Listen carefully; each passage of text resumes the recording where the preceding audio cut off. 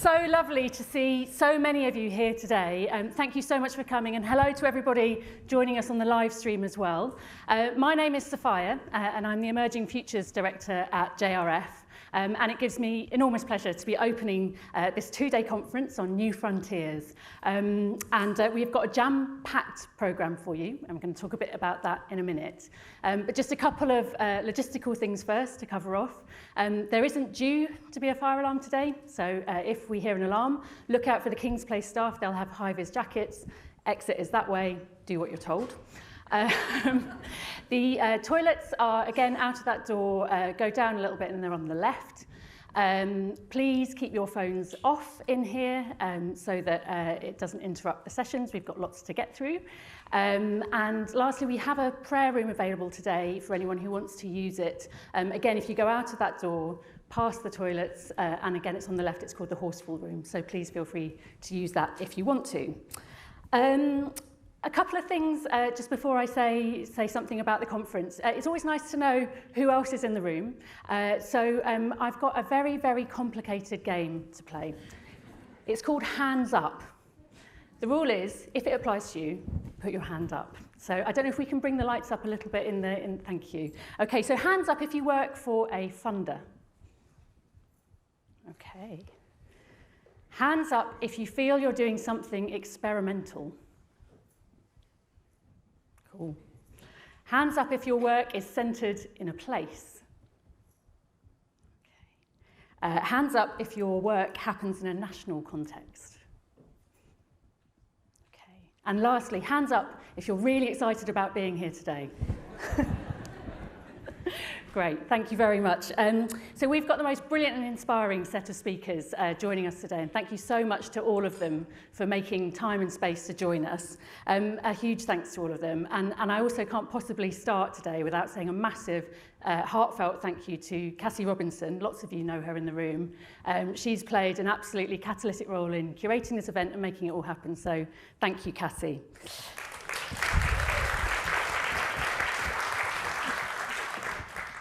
So I want to share a few reflections on why we wanted to put this event on in the first place. We wanted to create a space where we could reflect together on the moment that we're in. And while JRF has invested in the conference, we very much see this work as a collective endeavour that's being led by many of you in the room and online. We're all agents in these new frontiers we're going to be exploring today. And I'm looking forward to learning and unlearning lots of things from all of you. Secondly, we wanted to design an event which was focused really on the what ifs and the what might be's rather than the what is, which is really a polite way of saying we don't particularly want to dwell on the many ways in which investment and funding systems are not serving people and planet well.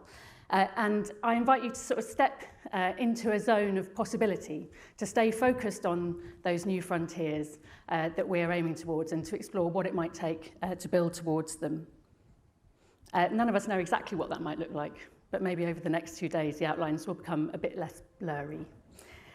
Thirdly, we've deliberately and very intentionally collapsed the divisions between investment and grant-making practices in the way that we've curated the panels. And rather than treating those things as kind of two separate zones of activity, we've really thought over the next 2 days about how capital and power flow around the system. And we want to look at what gets resourced and how that might need to change. That said, I think probably, as that show of hands showed, we've probably got more expertise in the room about investment in philanthropy rather than investment more widely. And that is, I mean, if we do something like this again, which I hope we do, we'd love to broaden out that. So if you're from the world beyond philanthropy and working in investment, perhaps in other asset management areas, we'd love to talk to you about how to do that. Fourthly, this work is hard. Lots of you in the room are attempting to build the new in the context of the old. And that work can feel incredibly energizing, exhilarating, but it can also feel exhausting and isolating. The pull of the gravitational pull of the status quo can be very strong, sometimes overwhelming. So we hope that over the next 2 days, you find some fellow travellers, perhaps meet some new ones, and that you have lots of time during the many breaks that we've created to talk and chat and find other people who are finding the way. We have some drinks tonight as well, upstairs in the Battlebridge room by the canal, so I hope lots of you can stay for that. Fifthly, transitions are times of uncertainty. We know that things need to change, but we're not completely sure how yet. And we're dealing with imperfect knowledge, with contradictions and dilemmas, and we need to step in that context into unknown spaces, and it's much easier to do that together, as we all are here today. I find myself saying often in my job, when in fog, hold hands, and that feels very relevant for today as well. We're going to need to find courage, plurality, solidarity, commitment, and leadership. So, what do the next 2 days look like with all of that in mind? This morning we've got a few sessions which are really to help orient yourself into the debate. We've got people talking about the scale and the depth of the change that's needed.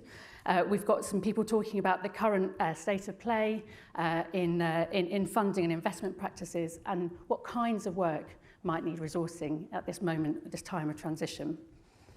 Later on today, we move into some of the pioneering work that's already happening, the kind of seeds of the future in the present, if you like. So we've got sessions on new finance ecologies, new financial instruments, which are about democratizing wealth, shifting economic control back to communities, and also looking at developments in grant-making practices that make some of those ideas real. And there's lots more of that tomorrow as well. And tomorrow we'll also be taking a deep dive into what all of this might mean for the way we understand progress, the way we understand risk and impact. And I don't think I'm stealing anyone's punchlines by saying we're probably going to need to look at all of those quite radically as well. Tomorrow we're also looking at how we can bring the future into the present, as well as exploring philanthropy's extractive past and the practices that have left a legacy of enduring harms that mean we need to think about what it means to build a reparative future. So, with all of that in mind, I think there's one really important question I'd love us all to hold on to as we journey through this day together, and that is the question of where this agenda needs to go next. What work needs growing and nurturing? What conversations need amplifying, and who needs to be around the table? And also, what do we need to do less of? What do we need to say goodbye to? So I'd love you to hold on to those questions as we move through. Last few reflections from me on how to get the most out of this conference. We have unashamedly packed the agenda. It's very, very full with lots of amazing, inspiring people to hear from. That does mean there's less time for interaction within the sessions, but we've built in lots of breaks and lots of time for conversation where you can explore and challenge together what you're hearing. And do please also feel free to use our Twitter hashtag #NewFrontiers and share what's inspiring you and what questions are being provoked. We also recognise that for some people, what they'll be hearing will be very new. For others of you, some of it will be more familiar. And I guess what we're interested in partly is not only the individual pieces of the jigsaw we're exploring over the next 2 days, but also in how they fit together and whether something new might emerge from that as well. And to help us in that exploration, Cassie and I have built a Notion site. So on the back of your name tags, there's a QR code. If you scan that, that will take you to the Notion site. And on there, you'll find a full agenda for the day, a full list of the speakers where you can find out more about them. And we've also in that included links where if you want to dive deeper into anyone's work, and a bunch of resources that we think are relevant as well. And just throwing in for good measure, we've got some prompt questions on there too that you can use to kind of help find your way through some of what you're hearing. We see this very much as a sort of living landscape, something that is a tool that will help us find our way in these lesser known territories. So if there are other things that you think we could be adding to that, please do tell us. We'd love to add them. And the last thing to say really is that we're all here for 2 days, and so we want everyone to feel comfortable as well as challenged. So there are lots of breaks. We're breaking for an hour at lunch today at 1. We've also got breaks just before 12, at 3:30 and 4:45. So yeah, do make use of those. We'll keep the refreshments just outside the room here for those. So hopefully we can kind of keep the transit time fairly short. But do please come and go as you need to. You're welcome to use the Battlebridge room to take any calls or to have time out if you need it. And we'll be recording all the sessions. They'll be available with subtitles afterwards, so you can always catch up on anything you've missed or look back on anything you want to return to. One final point from me before I welcome our speakers. You'll see a code of conduct on the Notion site. And on that, we say if there's something that you need, please do ask a member of the team and we'll do our best to make it happen.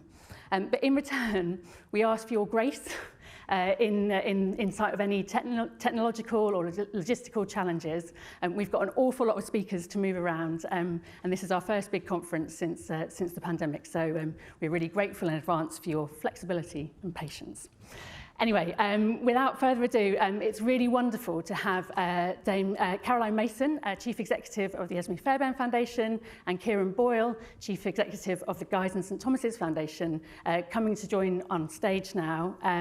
They're going to open the conference for us and share some reflections on why we're all here and where we might need to head. So just as they join us on stage, I'd just like to say again, thank you so much for coming, and I'm really looking forward to having a brilliant couple of days with you. Thank you.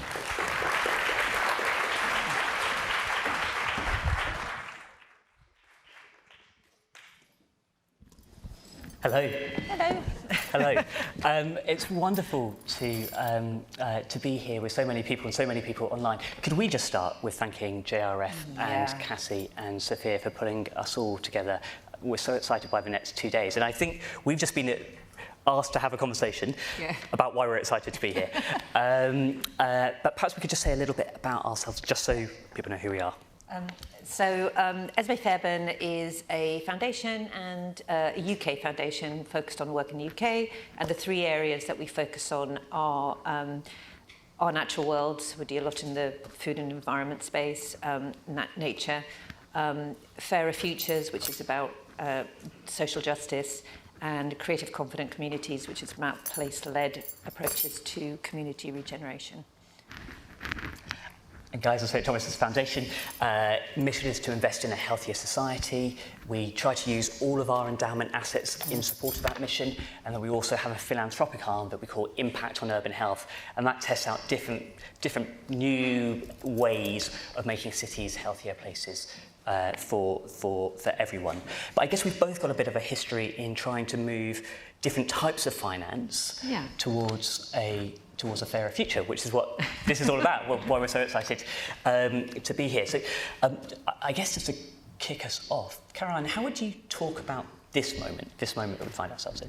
So I wanted to quote, and I'm sure you all know this quote, but anyway, it's what I keep in my head the whole time at the moment, well, have always, which is a Brazilian bishop in the 1970s called Helder Camara.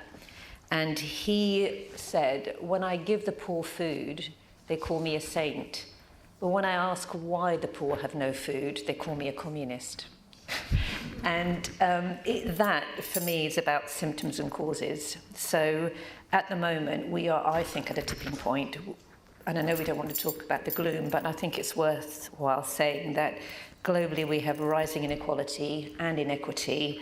We've got a global health crisis, we've got environmental devastation, a clear erosion of democratic principles, and collapsing economies. You know, we are not in a good place. And for me, what I try and keep in my head that these aren't just random things that have emerged. They are, the causes of them are 50 years of an economic ideology which is focused on free market forces, as little regulation as possible, private enterprise, low tax, and a demise of the concept of public benefit and the role of the state in that. And it's, so for me, and it's not worked, clearly not that model has not worked. And where we are at the moment is we're sort of tinkering around the edges here. We're sort of saying that we can kind of slightly adjust that model and it'll all be fine. And for us at Esme, we're thinking about, we are at a point where we have to accept that cannot carry on, and that we just need a fundamental shift. And we've been thinking about what is the role of philanthropy in doing that. And again, as Kieran said, not just about the money, but what are the other things that we have in place? Our risk tolerance, our independence, our ability to broker and network, the assets that we have beyond grant making, our endowments, our networks, our risk tolerance. So we're beginning to think about how do we what more can we do? Where can we catalyse and shift and try and shift these systems? As philanthropies, I think we're small, but we could be mighty. I'd pick up on that point about interlocking crises. Yeah. Because we talk about it, but I often think, well, we refer to these things and we talk about health crisis, income inequality crisis, mental health crisis, climate crisis, as if these are separate things. It's kind of one crisis. And then I sometimes worry about the word crisis as well. Partly for that thing that we know about the word crisis, which is, if you say the word crisis to people think, oh, crap, can't do anything about it. Yeah. Well, that's definitely what we don't need. But also, I worry that crisis gives a sense of this is temporary. Yes. Rather than this is actually the situation and setting that we are in and will remain in as well, unless we're able to do things differently and get out of it. Which I guess brings us to this, like why we're all dedicating 2 days to this is to share some of the thinking around what might move us beyond where we are now to a different place, holding hands in the fog, as Sophia said. So, why is this conference important to you? So, I mean, you and I have worked together over the years on all sorts of things, and one of the things that has always struck me, and I increasingly think, is that as a set of funders, we are an ecology in ourselves, and I think sometimes the danger is that we all try to do the same sort of things, whereas actually we all have expertise, and it just seems to me that the plurality is something that we want, but we want it knitted together so that we're more than the sum of our parts, so that we're all working together to kind of knit that together. And I know we do it with you, we do it with others, but it's all a bit patchy. Yeah. So I think for me, if we come out of this with a sort of sense of urgency and collaborative thinking about what are the big issues of the time, and how and what's our role collectively in getting that to happen, rather than working individually. And I know that why are you here? Why do you think it's important? Same. I think that urgency, that collective endeavour. What I really love about how this is being curated, that I think it's been curated to push us all beyond that bit that we know and that we know best. And in a way, to push us beyond the singular. Because I think it's just human nature for all of us to hope that there is one answer to this. I don't think there is.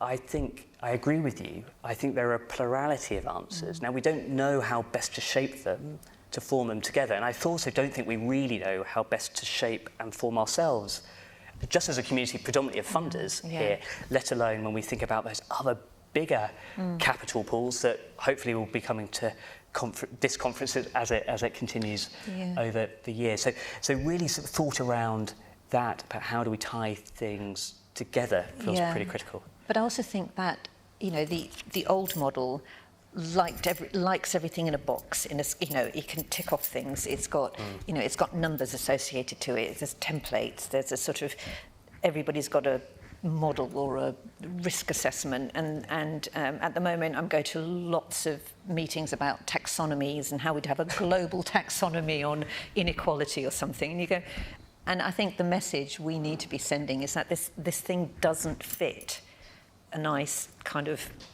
template model that you can track and monitor. Everybody talks about data, and which of course is important, but the interconnection between all of these things, it's messy, it's difficult. And what works in Cornwall is probably not going to work in Scotland, and even less in Bangladesh. So this idea that there's sort of these standardized frameworks, and I think that messiness we should acknowledge, and I think we should make it clear that people have to embrace that to be able to make progress. And I think that's a really strong message that I think we could send.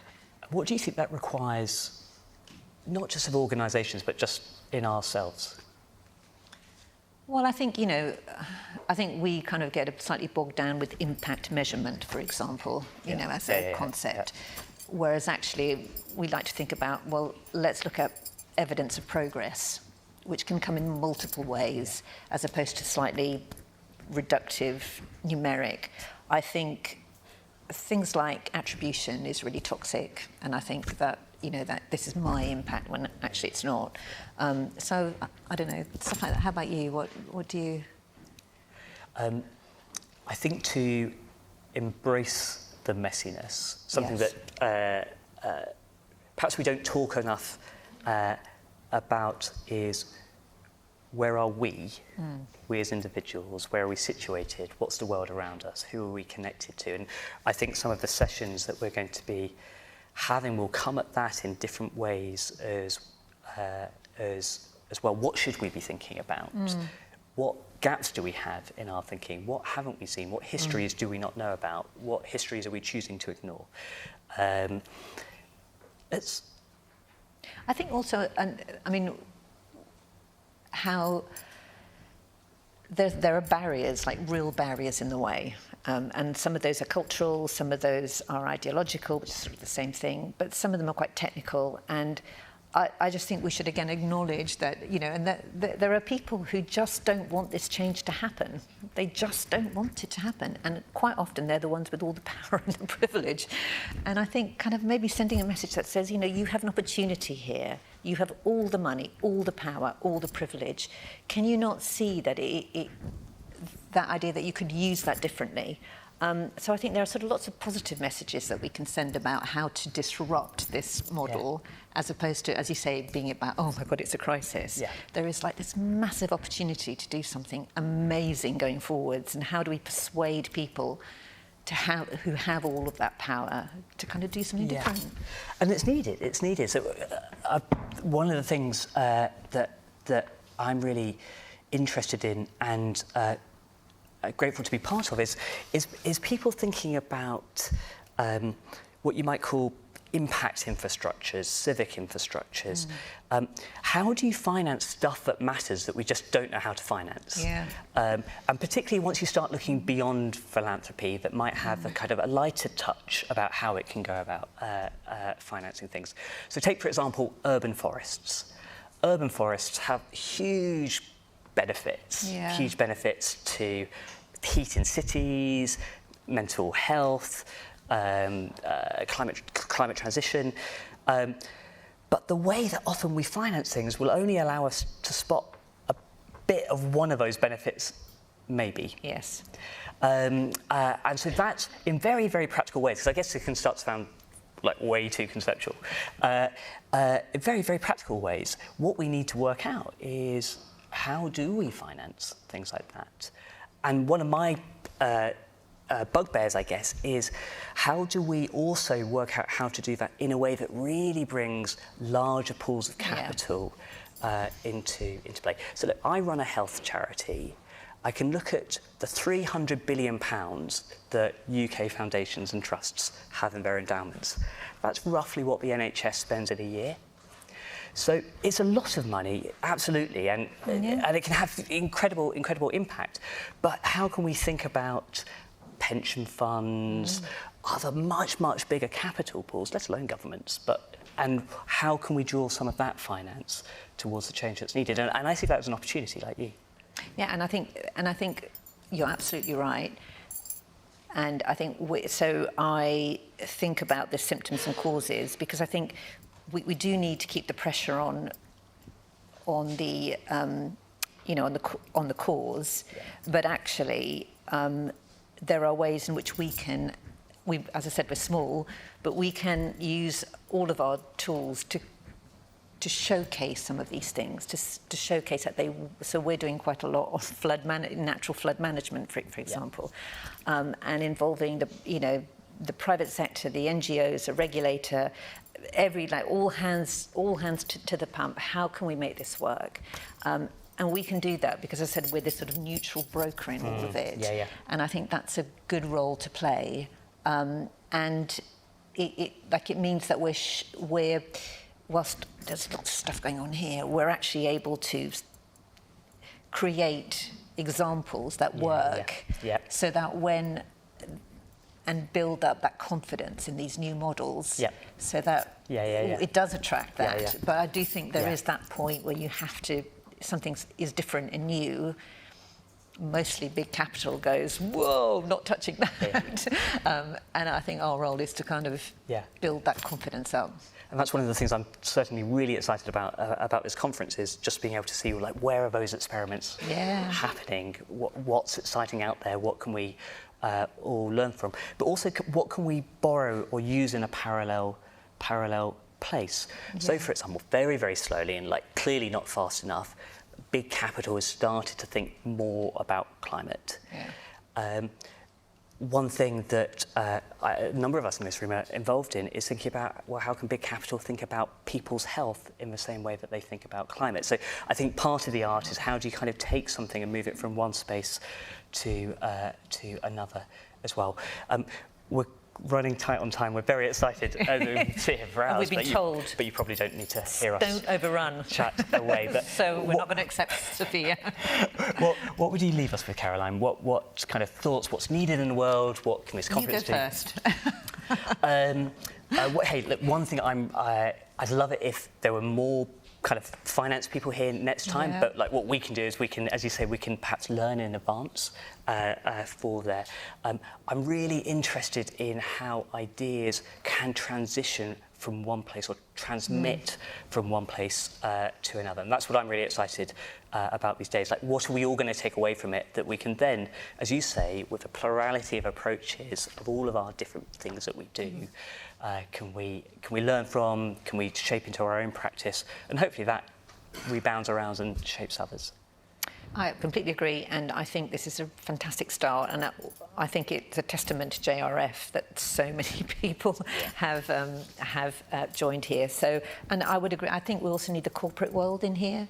We need, this is as I said, it's a plurality, that we need everybody to engage in these things, and so I would say this is incredibly exciting, and I'm absolutely thrilled to be here, and I want to listen and learn from everybody. Great, thank you. That's us. Thank you.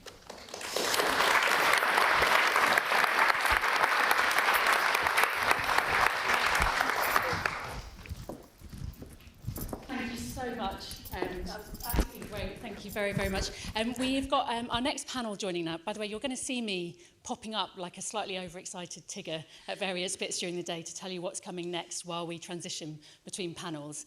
So the next panel is exploring the scale of change that we need at this time of transition. And we've got an amazing set of speakers who are going to be thinking about what models of change we need, how do we shape work that is transformative and speaks to the deep issues of our time as well as the urgent. And the panel is being chaired by the wonderful Gemma Mortensen. Some of you may know her already. She's the founder and co-creator of New Constellations, and she's a leading thinker and practitioner in transformative systemic change. So really looking forward to hearing this panel. Thank you.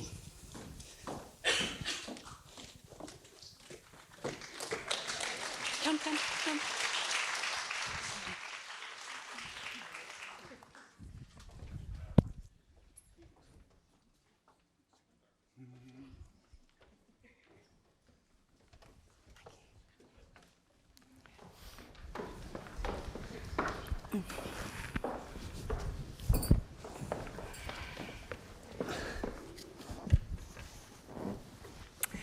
Hello, everybody. It's very, very exciting to be here. I have, as a panel, what I was just saying to somebody is like my fantasy dinner party. So I hope you enjoy their company as much as I know I will. That was a fabulous introduction to the reason why we're here. Thank you, Caroline and Kieran. And the purpose of this panel is to talk about how we make that shift. How do we put ourselves projecting forwards into the future that we want to build, knowing that it's really, really hard to escape the velocity, the kind of the vortex of the status quo and the state that we're in. How do we build the muscles of building the new? And on the panel today, I have people who have thought about this deeply, who have created frameworks for us that are not singular blueprints, but allow us to think in pluralities, and people who have actually done this work in real life, in cities and communities. So I can think of no better people to help us help you think about how to make this shift. So we have on the panel the amazing Gabriela Gomez-Mont, who is the founder and principal of an organisation called Experimentalista, which sounds amazing. And I'm going to use her words to describe it, because one of the things when looking through these amazing people, it was the nature of the language that they use to describe their work, which I also think is quite different. So Experimentalista is a novel type of nomadic creative office. Don't you want to work in one of those? I know I do. And it specialises in cities. And Gabriela's background is as Chief Creative Officer at Mexico City. I would also quite like to have a job with that. And she was the founder of something called the Laboratorio para la Ciudad, which was the experimental arm of the whole of Mexico City in the Mexico City government. But she's also a visual artist and a documentary maker and an all-round creative genius. So you'll realise that all of our panellists are very well-rounded, wonderful human beings.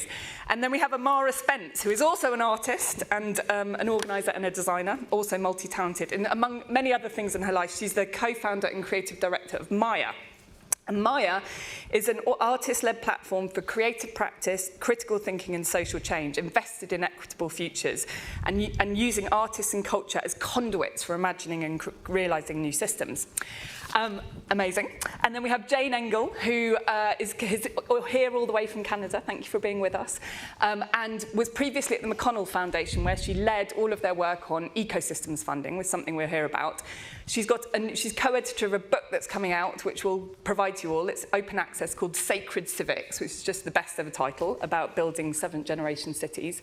And also co-director of Participatory Canada, so lots of practical and then also that theoretical experience. And then Graham Lester, who transformed from a diplomat, lots of experience in China, which I think is very relevant to this conversation, given the long-term thinking, and was the founder and director of the International Futures Forum and the author of Transformative Innovation, which I'm sure many of you in the audience have not only read, but use as your bedside table textbook to help you through these troubled times. So I'm going to start with Amara.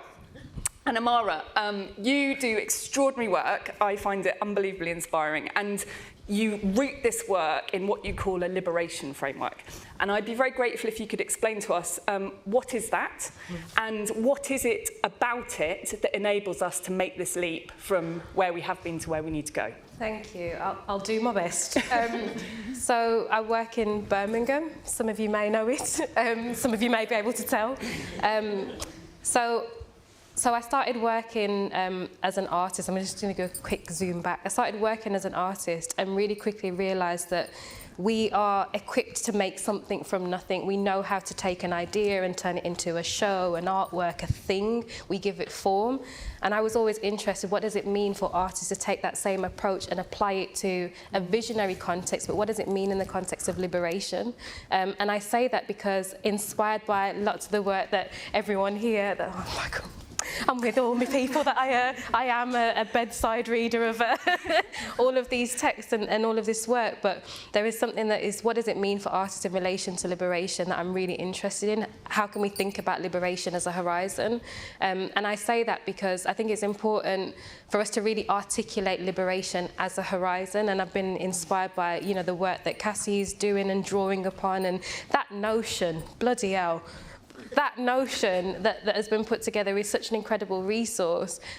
So what I'm doing in Birmingham in some ways is looking at how do we experiment, what does it mean for artists to orient towards liberation, how do we set that as one of the goals that we're trying to reach to, and because I think we can't shy away from being really, really astute with what we're striving towards. And I don't think this is not the time to be apologetic. This isn't the time, like we've talked about crisis. Sophia's already set the context for today. And the first panel, we've got to move past where we are right now. And I do feel that sense of urgency and acknowledge that the crises that we're facing, they're not new, they're ongoing, they're duplicating, they're growing, they're speeding up. And all of us are trying to navigate that. So I'll just end and say, what our work is looking at is how do we imagine things that aren't rooted in the same supremacists, that aren't rooted in the same violent carceral systems as that we have. And I think that if funding, if philanthropy, if investment isn't actively working to dismantle those same systems, we become complicit in it. In fact, we become facilitators of it. So what I'm interested in is, how do artists create the capacity to be facilitators of something that is liberatory? And how does that, if you... How does that, if you imagine, you know, you're tending this amazing, beautiful garden and it's starting to grow, what does it look and feel like in the spaces that you're creating, the relationships you're creating? How does that manifest itself? I will say what I'm drawing upon is 3 things. So one of them is science fiction. Anybody, holla. Because science fiction, so Adrienne Marie Brown and Walida Imarisha, they always say organising is science fiction. To create a world that we don't currently live inside of right now, to imagine something else, is an act of science fiction. So how do we draw upon that? I'm inspired by hip hop because I think, and I can't wait to speak at a city scale, but the idea that hip hop is in itself a social critique of its environment that necessitated its birth. It's a critique of the built environment, it's a critique of spatial planning, and it's come out as poetry. And then I'm interested, like I draw on my granddad's house, because my granddad's house, like I want you all to come, to be honest.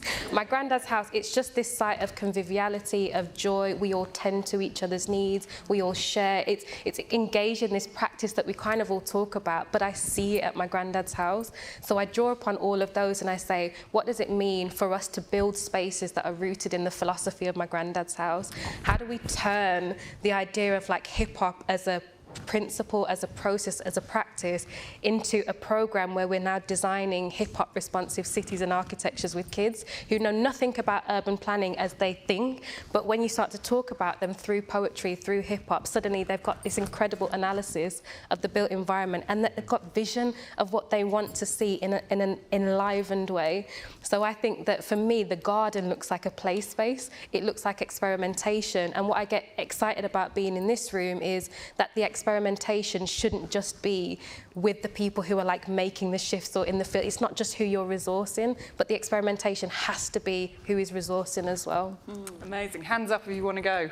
Then you're going to be booked out for months. I'll tell Grandad. Jane, one of the things that I love in how you describe your work and what you're reaching for is this idea of higher order accountabilities, and you talk about that in relation to how our current systems are wired towards, financial maximisation, and we need to shift that into a much more expansive accountability system. Can you just begin there in describing how you work, the frameworks you use? Yeah, thanks for the question. And I love what you said. And this actually, for me, the higher order accountabilities are about bringing this to another level and another scale. And really want to pick up on what was said earlier by Caroline and Kieran, which is that we need to have a very strong bias of responsibility to transcend status quo logics, right? So we are so stuck in status quo, as was pointed out. And for me, transcending those, again, way beyond tinkering at the margins, it's actually holding ourselves first and foremost accountable to higher order accountabilities like future generations. Because currently, almost everything we do is stealing from future generations, the way we build our infrastructures, our institutions, et cetera. So what would it actually look like to build for 7 generations? As a metaphor, that responsibility as well for all people. And the earth, the health of the earth. So we are currently stuck in this set of logics of nation-state domination, nation-state and market domination, right? Where those kinds of accountabilities are not what we're held to, and yet. If we don't have the kinds of planetary solidarity, if we're not transcending these logics, then we're not going to achieve the kinds of transformational change that we talk about. So just to emphasize that, and it's hard to do. I mean, there's a reason that we're not doing it, because all of the incentives and mechanisms and policies that we have in place are designed for short-termism, are designed to produce exactly the systems that we have and continue to reproduce those. And even for people who are interested and willing, who are within these systems, and I've interviewed so many of them over the years, there's a desire, and yet actually moving to that transcendence of existing institutions seems near impossible, which is one of the reasons why some people feel like we have to build completely new institutions and hospice the modernity of the old. But in any case, I think it starts with us. I'm actually no longer with McConnell Foundation, but I was for 9 years. I left recently. And I think philanthropy should set the example in that sense. And that also means planetary solidarity means that we should not be bound by nation-state logics. And that requires a very different way of operating. So we can go into detail, but yeah, I just wanted to thank you, because I just wanted to pick up on. I think it's really important that you've been in the system, like you understand how hard it is to make these shifts within the existing infrastructure. And you talked me through when we spoke the kind of the layers of these frameworks that you use in complementarity to each other, and how you draw on those in different ways, or did in your previous job. And I just, given that this is for the benefit of enabling those with the resources to think differently, can you just break those down for us a bit and share them? Sure. Yeah, we'll geek out just for a few minutes on frameworks. Probably there are some other people in this room who like to geek out on frameworks. But I'll start by saying that I think it mentions ecosystem funding. I actually consider ecosystem funding to be a subset of ecosystem curating and ecosystem building. And what I was really working on over the past 9 years was that ecosystem curating and building. And ecosystem funding is one part of that. And I say that because within ecosystem curating from within philanthropy, for me, that meant working primarily in 5 main areas. So yes, a substantial granting portfolio is one part of it, an impact investing portfolio, but then 3 other main components of that for us were thought partnerships and deep engaging thought partnerships and communications around that, convening, so systemic and strategic convening, hosting learning journeys, which turned out to be transformative, and also most importantly, and where I actually spent the bulk of my time day to day, was on social R&D. So everything from experimenting, prototyping, incubating new initiatives, really working on edge innovation work, and being also engaged in the content of that. Because being involved in the content helps with the horizon scanning and being able to more effectively make the connections. So not just funding it, but actually engaging differently. 3 frameworks I'll just highlight quickly, because in an ecosystem, so that's how we thought about our work. So we had a granting portfolio within a larger ecosystem, which was permeable, many others engaged with, for inclusive civic innovation primarily. And I always think of it like 3 sets of 3, and these are just kind of frameworks that are constantly in my head when making decisions about what to invest in, what to focus on, and so on. So the 3 are one that you're a little bit familiar with, the idea of 3 horizons, as are people in this room, and making sure that within the ecosystem there are actually actors working at all 3 horizons, and that people know which they're good at, and also respect the ones that they're good at and the ones that others are good at, and see the complementarity. I learned that the very hard way, but that for us proved to be really powerful. A second one is also in the Notion. I was happy to see, and it's the Frank Giel's multi-level framework, which has been adapted and built on by so many others, including authors in this room. And that's about the niche innovations, regime, systems, and policy change, and then landscape change. And I also love this level of liberation as a horizon. Actually, back to the horizon. So also making sure in the ecosystem, again, maybe we're making decisions about a particular intervention that is only about modifying this particular policy, or we might be trying to work at all 3 or all 4 levels with what we do, but always being aware of that to understand how the ecosystem is advancing transformative work. And then the third one is something we've talked about a lot that was built at McConnell Foundation, but it's been expanded widely, and that is the notion of scaling. Of course, all of us in this room, especially funders, we talk about scaling all the time, but what does that mean? And we talk about scaling out, up, and deep. And the deep is what is very often left out. So the out is, of course, doing more of what we're doing, adapting it in different places, in different contexts, up to change regimes, policies, systems, et cetera. And the deep is about really deep demonstrations, which can be in particular places, and deep demonstration of transformative change that can then be learned from, adapted in other places, or it might be deep in the sense of landscape and discourse shifts in fields or between fields, or doing world bridging work. So I'll stop there. Thank you. We'll make sure that all of those models are in the Notion so that you can draw on them and go deeper into them. And I really love the fact that you draw on different ones, that you, as Caroline and Kieran said, like there's no one solution to this. So being able to flex between different frameworks, and also then the emphasis on experimentation of that edge work. Graham, as Jane said, I mean, it's got to feel good to be able to put your name to, partly with Bill, obviously, the Three Horizons framework. I mean, that has literally changed lives. I mean, I will never think the same way again. It's much harder to live once you know it. If you don't yet know it, it will change your life too. So can we just start? You've been having a series of conversations over the past months with a lot of different funders, and I just wondered, in the context of this conversation, what have you been hearing from them about where they are and what they need, where they want to get to? I think, I mean, this thing about the Three Horizons framework is, like a lot of our work, we already know it. It reveals something. I mean, we already had lives, and we already lived them with some kind of visionary purpose.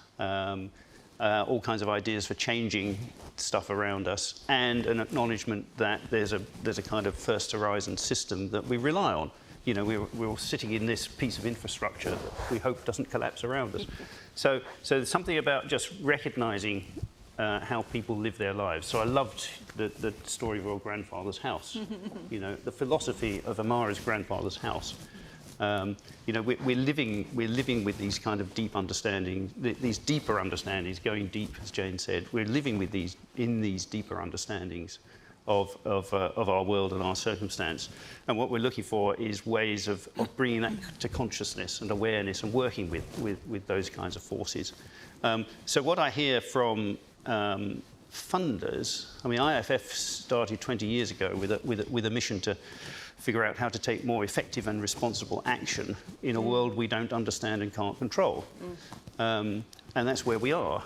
And of course, funders are trying to use money and other resources to promote effective and responsible action in that kind of a world. And I suppose I hear three things there. One is to become more systemic, which I hear, I mean, in all of these conversations, all these contributions are basically about taking a more expansive view, extend our view as far as we want to take it.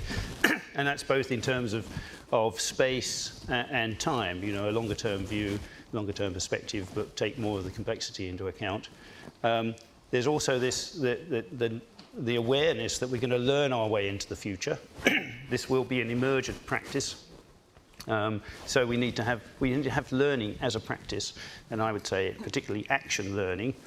And be careful that the learning goes deep. Learn from Jane and others that this is not the kind of spreadsheet logic model learning that we're talking about. This is something deeper. This is about learning about cultural change. And the third thing is where the Three Horizons comes in almost all of the time, which is we need to be future-facing. We've got to be. It took me a long time to get to the point, because the book is called Transformative Innovation. That's the innovation that shifts the system intentionally towards a new pattern, which we desperately need. And we mustn't let the first horizon pattern collapse. People are reliant on it. We do a lot of work with the NHS. We're trying to rebuild that and make it work. We cannot afford for it to collapse. We must keep going. We must keep improving it. But that's not the only thing we must do. So that's the third thing, is being future-facing. And I say ambidextrous. Can we do both of the? Can we address both of these challenges at the same time? Can you just talk for? I'm sure lots of people know the Three Horizons model, but can you just describe briefly what those Three Horizons are, and where do you think philanthropy is, if that's not too controversial a question? We're all in all three horizons, as individuals, as groups, as nations, whatever. as organizations. So if you like, it's a very simple model. There's a kind of first horizon dominant system that begins to wane over time because the world changes. That's okay because there's a third horizon. There's fringe activity going on at the moment. People driven by their beliefs, their commitments, their values. I want to live in this world, and I can live in this world because I can create it for myself with others. That's on the fringe at the moment, but maybe it starts to fit the way the universe is moving, and so it becomes the next dominant system. So that's the third horizon. And then there's a second horizon of innovation and change, which is pretty opportunistic. You know, take the opportunities, try this, see if it works. Usually, that kind of innovation will find its place in the existing system because we need it. You know, we need anything that will make it better, allow it to sustain itself a little longer, improve it, make it safer. These are good things. We need all of that. And we need to try and create the patterns and the community and the environment in which those innovations can also find their way into a different pattern, you know, a future pattern with liberation on the, you know, liberation as a horizon, equity as a horizon, other horizons. Now we can live there, we can live there in your grandfather's house, but can we build that into a systemic pattern that crosses society and eventually becomes planetary? Yes, we can, but that's a specific practice. That is the practice of transformative innovation. But it's not, as I keep emphasising, it's not all we need. We also need what we call sustaining innovation. And I think where our funders or philanthropists, they ought to be all over this. You know, what we need is that, so the people living their aspirations are just doing it. These are the people that we support. They're doing it already. Can we support you? It gets difficult. As Caroline said right at the start, as Sophia, I think said right at the start, it can get exhausting and isolating. We can support that practice. We need to do that. But we also need other people taking that overview of balancing the portfolio across these different types of innovation. And supporting the community of practitioners and recognising that it's a different practice. It's not the normal practice of innovation. And I think within every organisation, within the foundations, there will be people who are transformative innovators, who are pushing the boundaries of what philanthropy can do within their own context. So they're part of the same community. Thank you. And it's a matter of waiting, presumably, isn't it? I mean, waiting as in waiting, not waiting.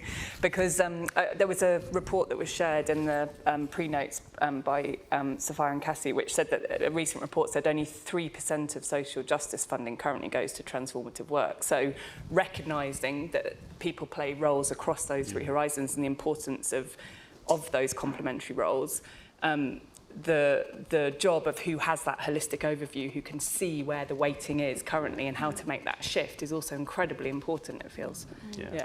Yeah, Jane. Can I just jump in on one thing? Because I think we would be making a big mistake if we got through this panel without talking about decolonizing systems and practices and mindsets, and that being very intentional in everything that we do. And that is something that I don't think is in the discourse nearly enough. Certainly here, we're trying to do it much more. You know, in Canada, we have something called Truth and Reconciliation Commission, which happened, and which lots of parts of the world don't even know about. But it's really recognizing genocide. It's recognizing enslavement of peoples and of natures that are not just things of the past, but these things are present with us now, and they are built into our decisions about our institutions, within our infrastructures. And these have to become frameworks that are applied to all of our decision making as well. And, you know, also recognizing that we are products of that. So even once we see this, it's some things that we can't unsee, but it's very difficult to change mindsets. Philanthropy, of course, is a product of colonization, right? So can philanthropy be a set of transformative systems that decolonizes? I mean, I think that's a job for us that we have to face head on and not sort of just have it as a side conversation as I just sort of threw it in now. It actually needs to be central in the discussion. So I just wanted to make sure that comes through. One, just before I go to Gabriella, just to pick up on this a bit further, but one of the things that I feel is a really, really interesting question to hold in this process of transformation is one, between the horizons and the existing and the new, but also is between the tilt between dealing with the past and looking to the future. And I wondered, Amara, in the work that you're doing, how much do you centre it in the past and recognition and the kind of truth and reconciliation work, but also healing? And how much is it, you know, tilted towards the future? How do you get that balance when you think about liberation? I think there's something about even the community agitators, say, or the people who are rooted in place, who are doing and doing and doing, is so I'm really interested in the journey. How do we go from imagination to liberation? Like, what does it take to make those shifts? And it's loads of things. It is the plurality, and also we see that happen every day in the people around us. They just call it survival. They don't call it systems innovation. You know, they don't have the vocabulary that we might articulate. So I say we learn more about this in practice by looking around us. But the thing that feels critical to me, and I think it's something that's already been said, is about the proximity. There's no shortcut to that. You have to be up close to the places and the organisations that you're resourcing. And even within that, there has to be something that's like, transformation is also at the scale of the relationship between who's resourcing and who's being resourced. And I'm seeing that, but ever so slightly, but I think that past and the future point, there's something I draw a lot on Healing Justice London and like Fazana Khan's work, who says that if we're taking what's happening right now as the structural violence that it really is, then the only way to tend to like what do we do next is rooted in a healing justice context. The only way to really understand what do we do about is to centre healing in all of it. And healing to me, just to come back to science fiction, is like, what does healing mean in a time travel sense? Like I draw upon, say, my granddad, my ancestors, and I see the things that they did to survive, and I look at that and say, how do I move beyond survival into something that is transformative, something that is multi-generational, something that lives long beyond me, my community, the collective, and also knowing that my ancestors, the people who came before me, were drawing upon me being able to be here today or wherever, and the very idea that no matter what they were enduring and sustaining, that they saw me as a possibility, even if that much, that carried enough strength so that I could be here today. So that simultaneous drawing on each other and that time travel is something that is in the everything. And sometimes I think if we're not careful, we can take like art and culture as the nice to haves, or isn't this great for our well-being, as opposed to the deeply radical, by radical, Angela Davis, radical just means grasping things at the root. If we don't take art and culture as the radical thing that it really could be, we miss out on the possibilities of transformation. Amazing. Perfect segue into Gabriella, yes. Because I mean, Gabriella, we've talked a lot about depth and depth scale, and for me, your work in Mexico City is like one of the definitions of like depth work, and you're now taking that to Istanbul. We're very lucky to have Gabriella doing some work in London and Bogota, and part of what you do, again, as an artist, and I think that point is so well made, Amara, is use that artistic fire, that imagination to take these existing systems and enable them to break free. And can you just talk to us about how you use imagination, how you use it as craft, as tool, and what that leads to in the work that you've done? Absolutely. So if I look back, perhaps about a year and a half before I actually took a job in government, which is an incredibly strange segue in my life, as you can imagine. I had an interview from the TED folks for the TED blog about what my plans after a senior fellowship that I had were, and the title was "Imagination is Not a Luxury." And if I read that now, and I would have told anybody who told me I would step into government that they were completely insane. If I read it now, it makes perfect sense, because I was speaking precisely about that, like the need that we have nowadays to think about culture as deep code. Like the way we make meaning, we many times think it's a cherry on the cake, but it's actually the most powerful way that we have of explaining ourselves to each other, of explaining our place in the world, of explaining our cities and our societies. And we always marginalize this. So the moment that I had this incredibly out of the blue offer from the mayor of Mexico City to step into his government, I confess that I did my best to make it as outlandish as possible, because I thought what a beautiful speculative exercise, because the big stubborn love of my life is Mexico City, because of its complexity and because it fascinates me so, and because it's so unknowable and brings together everything I both love as well as everything that breaks my heart. And that's a really interesting space to work in. And one of the things was precisely that, Chief Creative Officer of Mexico City. What does that even mean? So you actually get to fill things with content. Language becomes the first Trojan horse. And the first thing that I did was create a hybrid team where I do believe in the power of imagination and creative ethos. And I also think that this needs to spill out of our museums and spill out of our creative practices. And what we need to be working on is precisely that deep code of our societies and our cities. So half of my team came from the urban political sciences, and the other half came from the humanities. I had 20 people, more or less, quite young. So everything from urban geographers, lawyers, administrators, political scientists, internationalists, AI experts, data experts, civic tech experts, working hand in hand with artists, designers, historians, philosophers, writers, futurists, and everything that we did sat in between. Because one of the big errors, I think, that we've had in terms of city life is, first of all, thinking, the big urban imaginary that exists nowadays is smart cities. I mean, what an awful thing. And we've mostly been thinking that we need to optimize for efficiency and productivity. And this is definitely part of how we get there, but we actually have to think of cities in a much more deeper scale in many ways, and we need to really think about whose imagination we're inhabiting, because let's say smart cities comes from a corporate agenda, and a technocratic turn of cities actually also comes from a corporate agenda. So how have we handed over so easily and simply the vision of what is possible when we come together? So how do we bring back the political? And when I say political, because I kept government as far away from myself as possible. Like, I identified more with the activist circles. But then I found, to my huge surprise when I stepped into government, that policy is actually an amazing tool to make reality malleable. Mm-hmm. And I actually think that in many ways we need to make government work well. And philanthropy comes in a very interesting stage in that, which is the social R&D and the space of experimentation and holding space for these changes and these shifts that need to happen. But we need governments creating public value. We need governments not only as the people that think about services and what to do with complaints, but as the orchestrators of how individuals can create public value. And this means all of us. Like, this means corporations, this means citizens, this means activists. So how do we open the doors, and how do we start thinking of much more sophisticated and layered scaffolding for participation, instead of like, oh, what color do you want the subway? Or no.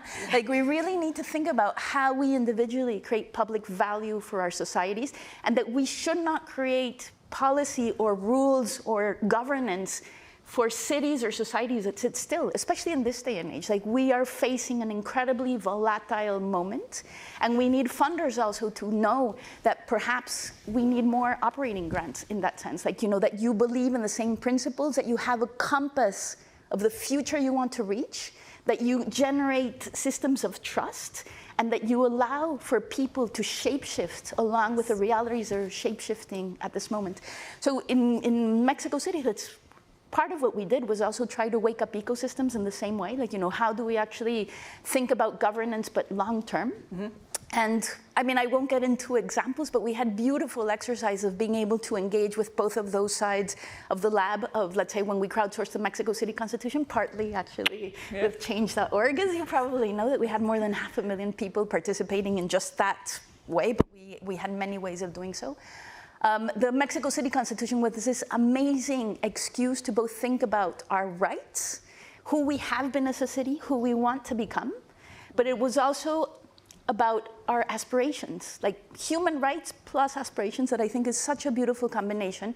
And nowadays, because I think we used to think that progress was inevitable, and now with the state of the world, what's just been happening in the US, for example, or anywhere, for all intents and purposes, having things on the constitutional level, such as abortion, transsexual rights, gay marriage, indigenous rights, cultural rights, and knowing that at a federal level we have our Article 2 of the Constitution is the principle of progressivity.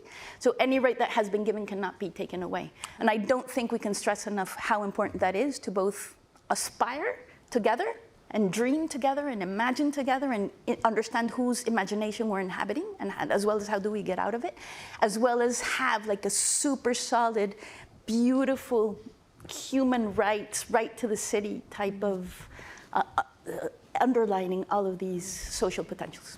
There was this is kind of an extraordinary meeting, because when I was at change.org, the single most exciting thing that happened during my time there was the Mexico Constitution, and this became legendary. And honestly, and then I realised it's Gabriela who was responsible for it. And for me, it's one of the most beautiful examples of a technology platform being deployed as a tool by a citizenry that wants to reimagine possibilities for its city, not the other way around, in the way that you're saying vis-a-vis smart cities. And so it is possible, right? It's like how we think about deploying them. One thing you said, Gabriela, I mean, anyone who's worked with mixed teams, which I should imagine is a lot of people, like the team that you described both sounds extraordinary and delicious and a total nightmare in terms of cultural alignment and integration. Such different brains, hearts.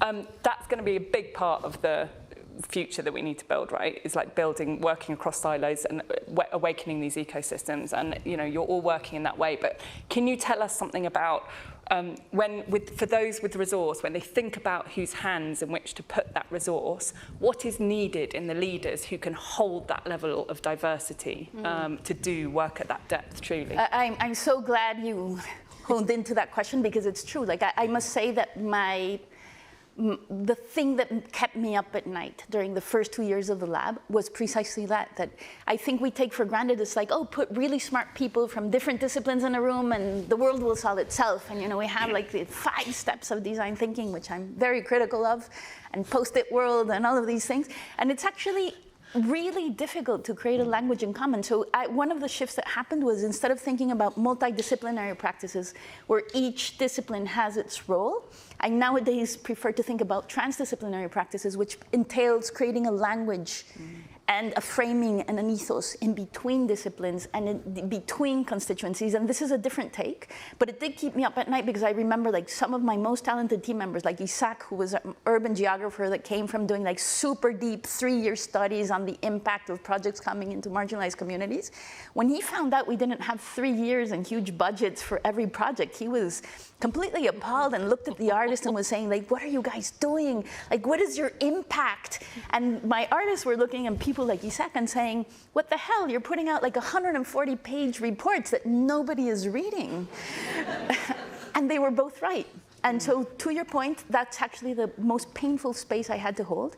And I can also tell you why I think such a small team, the news traveled around the world, and my engagements nowadays with cities like Bogota, has to do because that became the defining factor of the lab as well, where it was not only artists, like not only the hybridity of a team, but the hybridity of the individuals, because we changed each other. Yes. Like we learned how to learn together, and we learned how to approach things that took the best of all worlds, that yes, thought about impact and put metrics, but as I like saying, like we love to think about how aesthetics is entangled with social justice, for example, or spatial justice. No. So I really believe that that is the future, but it is true that we actually need new skill sets to be able to hold that space. Yeah. And we also need to be patient with each other. And we also need, as has been mentioned before, spaces for R&D, because this really is a touch and go. Yes. Like, the way that you learn here is actually very embodied, slightly painful, because it's like bumping in the dark, yes, is what actually teaches you. And it's, a free fall many times in terms of the learning curve. It makes me wonder whether for the community of resource, of not just philanthropy, but the different forms of resourcing that will be brought in the conversation, but like what a transdisciplinary approach would look for that ecosystem, yes, and what new language do you all need to find together in a very, very similar way. And if I may say one last thing, the framing as well, because let's say with Bogota, the reason why I'm loving working with besides super talented, diverse team is that their framing is, how do we restructure a whole city around care? we also need to rethink in terms of the need of imagination, like how are we framing the questions that we're posing, and how do we also have that de-silo the conversation, because whose agendas care? Yeah. Like, you know, who owns it? It's not like when you say sustainable transport, then it's like, oh, this is our agenda or this is our agenda. No, like we need framing devices that shake the ground enough that we actually need to revisit and reimagine our role and our place within like a wider construct and this waking up of these ecosystems. Thank you. Amara, just to come back to you, because we're reading more about your work and seeing what you've been doing recently, I love the fact that you've been experimenting and practicing and trying many, many different things, and through that, principles have emerged. You didn't start with a kind of very binary kind of logic frame and trying to apply that. And I just wondered if you had a reflection for, again, those with resource and looking about committing resource, about how they can take similar approaches to what they fund, how they fund. So from the context of Maya, we started with a question that was, how do we support people to do what they love for a living? Mm-hmm. That was it. You know, I was very naive. I was 22 and the world was different and all of these things. But that question then allowed for all of these other things to take form. And our collective philosophy was developing as we were learning and all of these things. And I wouldn't have known that we were invested and engaged in emergence in the way that I've come to understand the importance of emergence now.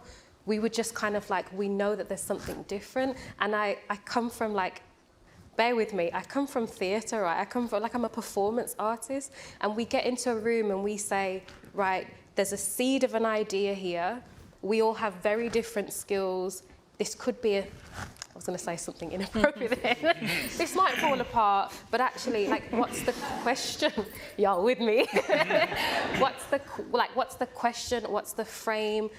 What is the question of the show would be a thing that we would always say, because then it allows, so the director who knows what he brings to his creative practice, knows what to bring to a room, or knows what to experiment with, or I want to offer this in a space. The sound designer says, this is what I normally do. My instinct says I want to do this. I might write something. And it's almost like we're finding. So I think for me, the big thing about this is, again, going back to plurality, because I don't think that that's said enough. We're just going to keep saying it today. It's not about saying, right, this is the solution, we all need to like orient towards that. But it is about opening up and getting so comfortable with being uncomfortable and feeling the brutality of that thing that you said, that resistance that you said that we go against sometimes in this space. I feel like because we're going against everything we've been socialized, we've been institutionalized to know. And what you're talking about, that embodied change, Octavia Butler says, all that you touch, you change, all that you change, changes you. We're getting okay with the idea that if I do something, it has impact and it has change in the world, but that we can too be transformed, that we will be transformed, is something that I think we need to get much more like, comfy with. Absolutely. Graham, just picking up on that, because this is I can feel it in my body. This is an extremely inspiring kind of magnetic thing that is out there. But for people in charge of big institutions with huge endowments, teams that have been working in certain ways for years and years and years, this feels really hard. So I just wondered if you could share, what would your advice be for people who are within incumbent funding structures about how to start on this journey? I think first is to recognise that transformative impulse in yourself. We all have dreams, we all have aspirations. We are all human. We don't like to see suffering. We don't like to see the thwarting of potential, for whatever reason.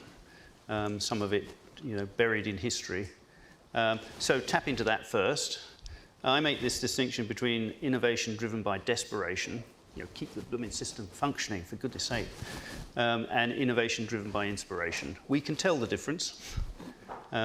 We ask questions about, what's working, and you can point to innovations that are working, and what's hopeful. And people know instinctively the difference. So invest in hope, and everybody's hopes are different, so just tap into that in yourself. I think what Amara was saying about, everything you touch, you change, and everything you change, it changes you. Every intervention is a systemic intervention. Don't worry about that. Yes. Every intervention is a systemic intervention, so don't get too hung up on that. I'd say look for two things. So after being inspired, that we see in transformative innovation, it starts around an idea, a commitment, a belief. People get started, it doesn't take money. It takes a flick of the switch we're committed to this. It's driven by commitment. After 2 or 3 years, it's working to an extent. And that's when the funding is needed. We've got something here. It's working. We never believed it would, but this is really, we're onto something. By that stage, it's not an innovation because it's been going for 3 years. So it doesn't qualify. And it's not big and ugly enough to take on the entire system, which is what we're looking for, reliability. So it falls into a gap between funding streams. So look for that. I think that's a missing in the funding landscape. Not only for philanthropy, actually, investment in technology generally and other innovation, commercial investment, there's that kind of black hole. And then the arts and culture. Cassie knows, I'm a devotee of Rowan Dodds, who, when she was at the Giel Foundation, wrote a brilliant, or curated a brilliant book by Kate Tyndall called The Producers, Alchemists of the Impossible. So look for the alchemists, look for them. And look for that way of working in the people that are coming to you. So it will look more like the creative officer for the Mexico City. It will look like that kind of weird mix, but they'll be telling a powerful story, and they will be producing something out of nothing. And we don't need any theory. We know these people when we see them. I forgot to say that Graham is also a professional cellist, because all these, to be systems transformers, you'd have to draw on many parts of yourself. We have 2 minutes left, and so I invite anyone who else wants to just close with one sentence of advice or reflection. Gabriella. So I owe such a huge debt to many people that actually, from philanthropy, and as well as the UK Embassy in Mexico, that allowed us to create a space of experimentation that we could not do with public funding. And I think the single most important thing that happened was that they allowed us to enact the future in the present. Like, how do you actually fund the different people of an ecosystem, and how to bring that to life, not only as a future plan, but that everything that we do in a way is rehearsing the future at that moment. And I think that that was a beautiful role. And last but not least, when I entered government, I remember that, before I entered government, actually, I thought stodgy, bureaucratic, awful. And then the first thing that I had to do was reimagine what government does, which is basically an entry point to everything I care about in terms of a city that I love. So I think that space of reimagining of one's role and the boundaries of one's profession is also incredibly important. You have a final thoughts? Well, thank you very, very much. I think I could keep talking to these guys for 3 millennia. But thank you all so much. There's lots of the things that they've spoken about in the Notion. Well, I don't even know what to call that document. It's a gift from the heavens. But so please do dive in deeper, and you'll all be here, won't you, to ask questions of. And thank you very, very much. And thank you to everybody for putting this together.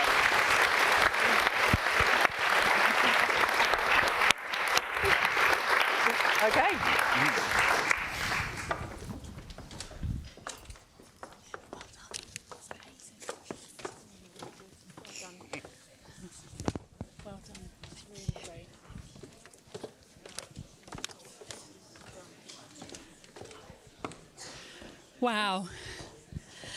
Wow, that was amazing. Thank you so much, everybody, on that panel. Gemma, you always bring such a lovely energy to these conversations. So we've talked about scaling and the importance of thinking about scaling up, out and deep, about alchemists and transdisciplinary practices, about imagination not being a luxury, and thinking about really what does it mean to be radical, to grab things at their root. So much content in there, so I hope you enjoyed that. We're moving on now to the final panel before we take a break, just before 12. And we're looking in this panel at the state of play in responsible investment. And between them, the panel, I think, are setting out to expose, to explore the endowment mindset, why it might be problematic, and what might lie beyond it. So without further ado, we've got Jen Hook, who's chairing the panel. She's the Chief Executive of 30 Percy, which is a foundation taking on messy challenges to contribute to the future well-being of the world. So it's really wonderful to have them joining us today. Give them a big round of applause.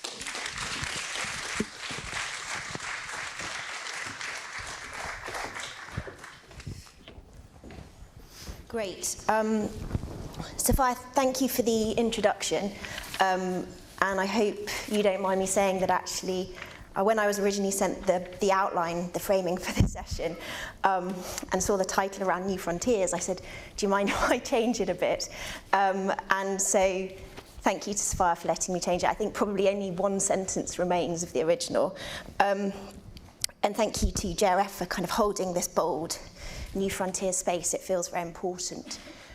So I want to set the scene a little bit about when we think about investments and particularly endowment thinking, there's a lot of sameness, a lot of fear of new possibilities, some uncurious, narrow thinking. And so today we're going to be talking about the new frontiers, but more than that, and it might not be explicitly named, we'll actually be celebrating a lot of the people, the ideas, the energy, the love that's helped us all unlock a little bit into thinking differently about things.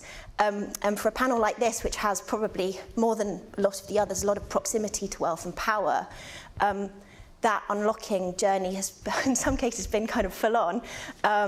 And so we're very grateful to the people that we've learned from, some of whom are here today and speaking today, which is great. Okay, so audience.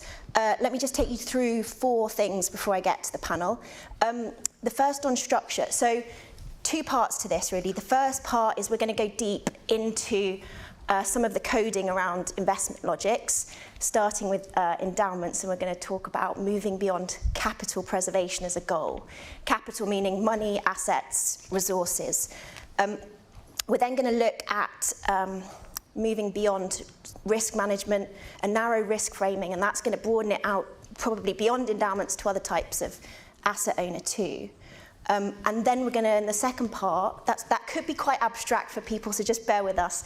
The second part, we're going to get much more concrete and a bit more practical about, given all the ideas you're hearing in this panel and today, how do you actually start those conversations within your organisations? How do you deal with it if, a board member or a team member has a bit of a reaction to what you're saying? What are the skills that you need to get through that? So that's going to be a really important part of this.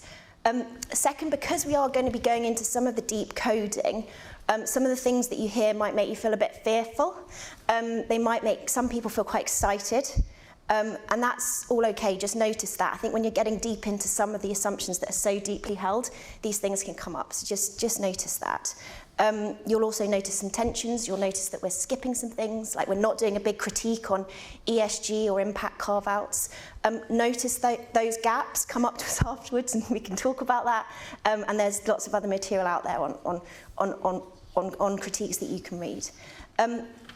The third thing is that with this panel, what we're going to be talking to is a lot of what we can see as far as we can see it.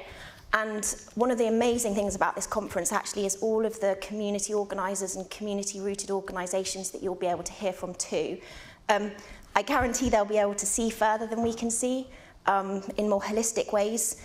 So actually a lot of the solutions will sit there, not necessarily in this panel. We're kind of just teeing some stuff up for them. Okay, and then fourthly, ground rules. So I've asked my panelists not to use financial jargon. I'll try and keep an eye on it. If I miss anything, to wave, and I'll try and pause and ask them to define what they mean. And we're a little bit short on time, so we're going to just limit everybody to about 7 minutes. See how we go with this. Such an awkward number, but we'll see how we get on with that. Okay, so our lovely panel. I'm so grateful to be in conversation with you all. You've got bios, so I'm not going to go into it particularly, but let me just introduce Colin. Colin at the end, Louisa, Eli, Marlene, and who's I think dialing in from Austria. Yep, and Rick as well, who's dialing in I think from the east coast of the US. So very good morning, Rick. I hope you're a morning person. Okay, so let's get going. Eli, I want to start with you. Whenever I speak to you, I always feel like a sense of calm possibility. So I thought you'd be the perfect person to kick us off. So I guess the central question we're holding around endowment logics particularly is this idea of capital preservation. And so I wanted you to speak really to what happens if we move beyond capital preservation to think about repair, and also creativity, and what can flow if we unlock from that. Sweet. I'm trying to give you some of that calm. I don't feel as calm. But yeah, just I guess a little disclaimer that I'm kind of talking in my own capacity today. I've just joined as the new CEO of Bladegrave, but I'm a month in, so early days, so bear with me on that stuff. But yeah, super happy to be here and a part of this conversation. It's really exciting. Sat with many of my faves here. But yeah, this question I think is such a good one, and I guess just to be really clear, I don't know what it looks like. I don't think I've seen it coming from the funding space in the UK. But where my mind goes to straight away when I think of transitioning from an approach of preservation to repair is about the people and the hands around the money. And I know we talked a little bit about the images that come to mind. And for me, the status quo is so tied to that preservation piece. So if we're going to create repair, we have to create access and really shift that power and allow people to engage and learn about how capital flows through society, or doesn't in some of our cases through our communities. So I think for me, there's a real need there to address the lack of diversity on boards, and I know that's a conversation that everybody knows and is familiar with, but I think there's an urgency that feels really key to this work when I talk about investments and really shifting the dial on what our risk appetite is to really engage with the full extent of our assets under our stewardship. So yeah, repair means transformation of who has access to the capital for me, and particularly feels really key when we look at communities, in my case, and where I've kind of spent a lot of my time thinking in racialized communities that traditionally have been excluded from those conversations and access, but our labor has created these resources largely.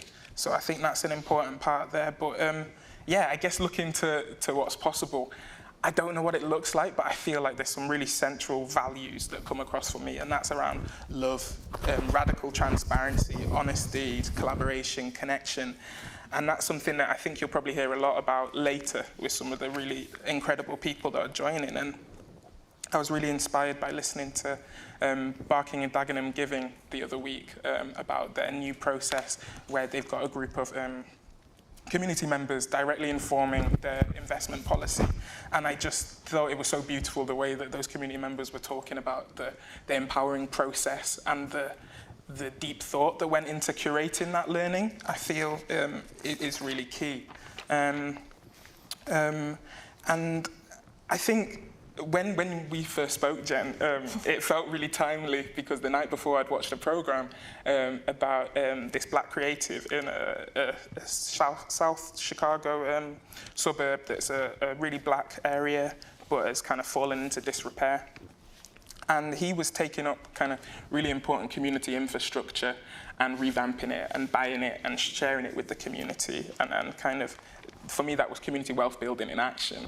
But the way that he did it, not coming from a background in philanthropy, but I think he was involved in creating pottery and things like this. But I think when you have so many different minds around the table deciding on where you build with your investments and repair, there's some really beautiful things that can be created. And I was really struck with the beauty of the buildings that he made when it came to libraries and stuff that this community just didn't have.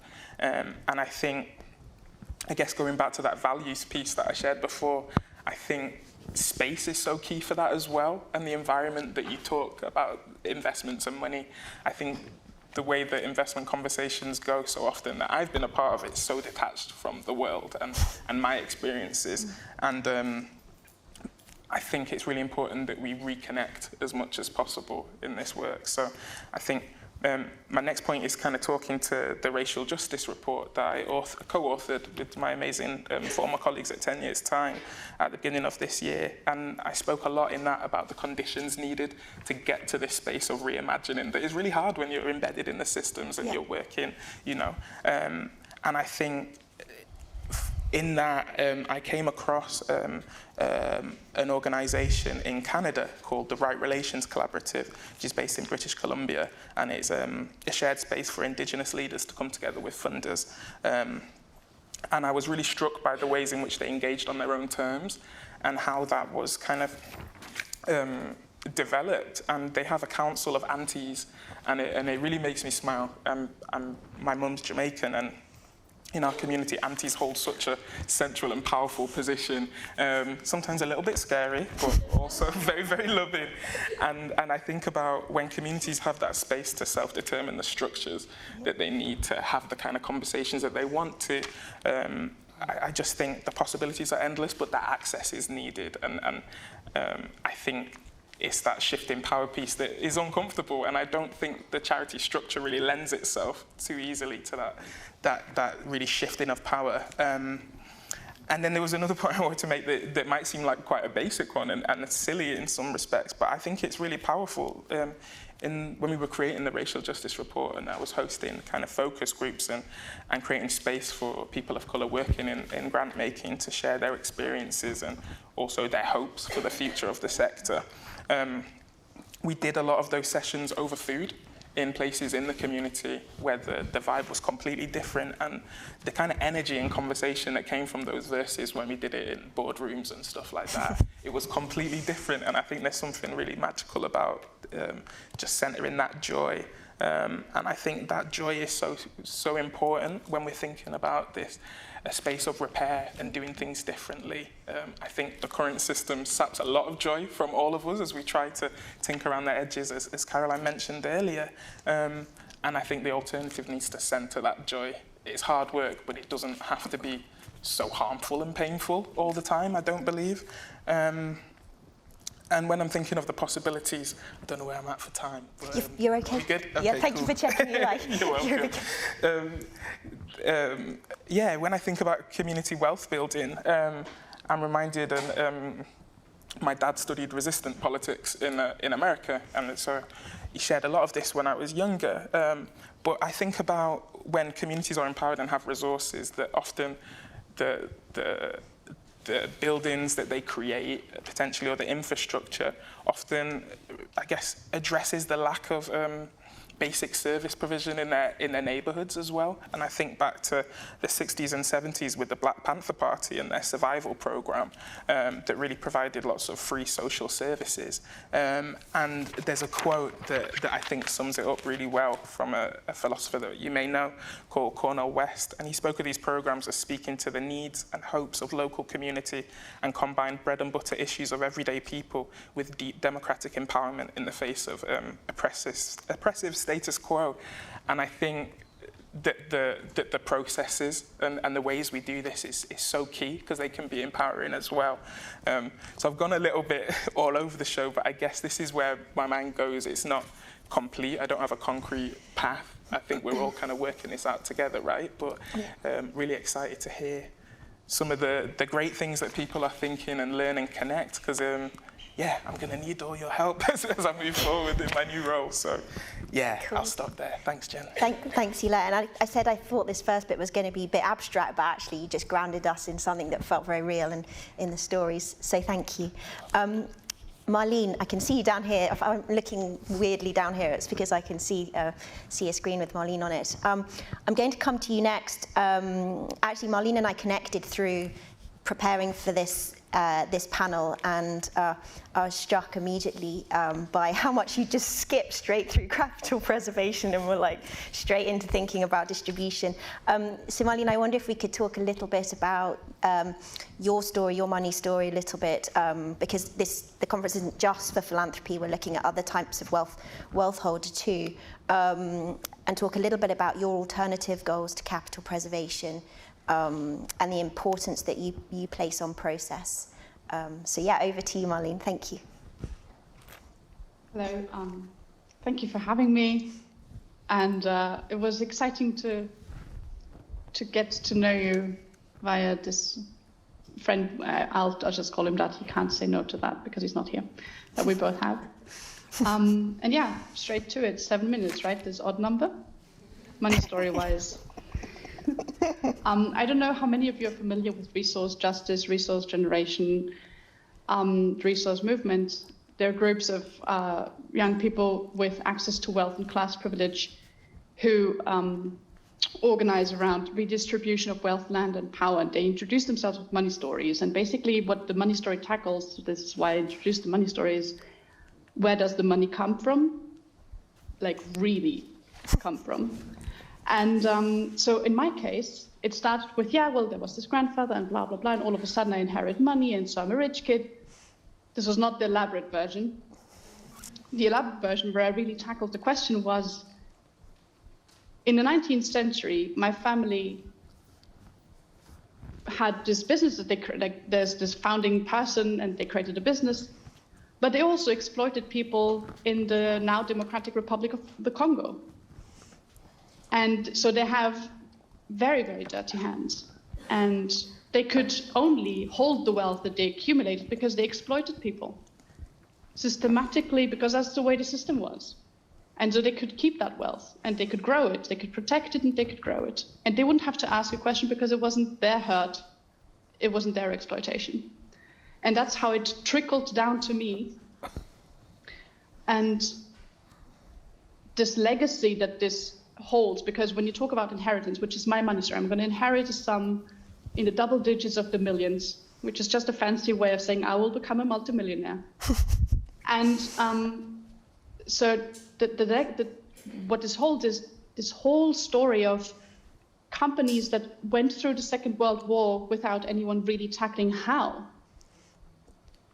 Companies that held wealth that was tied to colonial practice, and nobody asks why, how, who really worked and didn't see any money, and who worked and saw money, and who didn't work and saw money. And all these questions need answering, and I can't answer all these questions. What I can do, though, is I can take what I was given or what I will get, and I can not just inherit wealth, but also choose the role that I get and make this, because every kind of action I will take will have impact. So the agency that I choose and how I shape it is really important. And I want to shift away from this idea of dynastic legacy, that a family necessarily needs to be uber wealthy, and to go, what is the only real interesting legacy that we can have and that we can also share? And in my political analysis is, it's democracy, frankly, and equality of rights. And that also means equality of agency and power. And if you have an equal power distribution, you have democracy. So money story-wise, to deal with all this and to tackle it, first I needed to reflect it and to exchange what this meant with other people. So this very personal aspect is important, but it shouldn't be the only one. There is a systemic approach that needs to be addressed, and as far as I can tell. And so I was like, how can I shift away from this narrative of it's ours, because it's like the status quo because of the status quo, a logical circle. Like you don't get anywhere with that. And to go, okay, what can I do? And I can redistribute. There's also a need for reparation, but the state has to do that. Taxation also, the state has to do that. I can advocate for these, but I can redistribute. I have agency.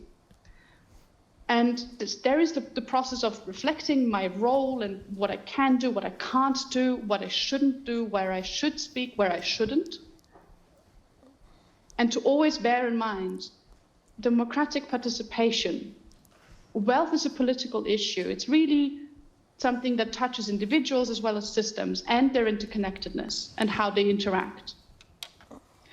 So redistribution, for instance, to social movements or to people who advocate for their own rights because they are the ones that are affected. For instance, to give back money to people who do anti-racist work and work for racial justice, in order to both address the knowledge that I have that my wealth comes, among other things, from this colonial practice, but also to address the right now, the issues of racial justice right now, to work this into redistributive practice. And so what I did basically is I took everything that I owned out of all the structures where they were in, because I couldn't agree with them.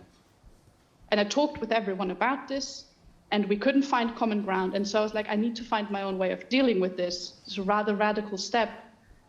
There's other ways of doing this, of course, but it also depends on who you're talking to. And the ones I could talk to, the partners I had in this conversation, were not very on my level of ideas regarding democracy. They like being in power, but just because you're in power doesn't mean you should be in charge. And that's something that is hard to accept. And for me, I want to weave this idea in, because I want to be part of a society where wealth is dealt with in a democratic way, but not just whimsically. So who gets it and who gets to decide is a question that needs to be addressed. And I think when it comes to, back to me again, to my wealth and how the redistribution can be decided, I can ask people. I can actually create a structure, like I think in English it's called a civic council. I'm not sure. In German, it has a very, very long word that I'm going to say that some of you might know. It's called Bürgerinnenrat. And basically it means that people are drawn by the lot according to a representative key, so that they represent population on a certain scale. This can be national scale, but it also can be a communal scale, can be bigger or smaller, it depends on the sums that you want to spend, right? And you can give them the question, how would you spend this money if it were to be spent in a public way to benefit everyone? How would you do it?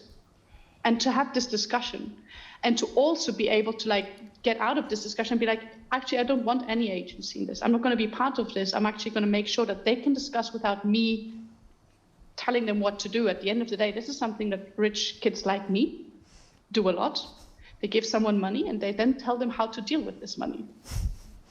But the thing is, you need to let go of it. As soon as you give away your money, it's not yours anymore. And that is something that is not restraining, but it's freeing. And this is the way I approach it. And this is the way I think about it. But it's a process, and it needed time to be able to reflect personally. It needed a group of peers who had similar questions that they tackled so that we could exchange views. It needed that I would exchange views also with people who have no wealthy background, who would tell me to my face, well, you're also trying to break out of your cage, but remember, it's out of gold, it's made out of gold. And that's something I needed to hear, and I'm very grateful to the person who told me. And the process of democratic participation in wealth contexts is rather young. I don't find this conversation to be an easy one or something that happens a lot. But there's so many things that we can already do, and so many things we've already achieved. And one of these things, we do know that there is such a thing as taxation, so we can advocate for that, and so I do that. I tell everyone who wants to hear it that I think it's a good idea to have a public discussion on how money is spent, because nothing else is what taxation is. Reparation is important because Europe in particular has a colonial history, which is a history of violence, brutal violence against people. We need to address this, and we can't just say, oh, we're sorry. This needs to be addressed in a different way as well, not telling people how to develop their countries as if they were minor. And all these things we can address, and we can address this via our practice with wealth. How we deal with wealth, with money in general, can address all of these things.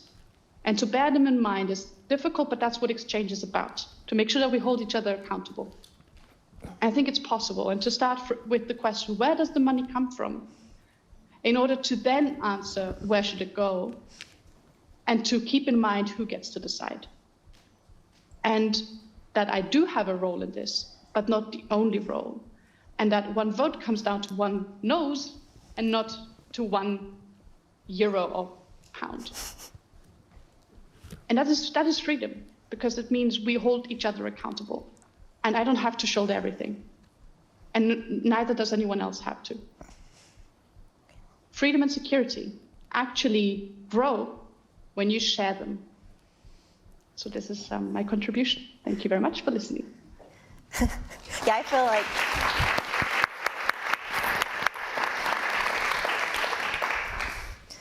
Thank you so much, Marlene. That was brilliant. Exactly what I thought you might say and bring to this conversation. So thank you. I've worked out that we've got a little bit of time buffer in the design of this, so I'm just going to take slight liberties here because we're doing okay on time. Louisa, to you next. I'm just going to embarrass you a second. One of my favourite people in the world. So back into the world of philanthropy again. Well, it's all connected. I think that's pretty clear. I had a big picture question for you to just ground us about where philanthropy sits in this moment and what do you think is the best it can be. So I'd like you to cover that, and then also, Louisa and I are connected to the same organisation. So I happen to know that we've just signed off a new investment policy. And so I wanted to give a bit of space to you as a trustee to talk a little bit about that.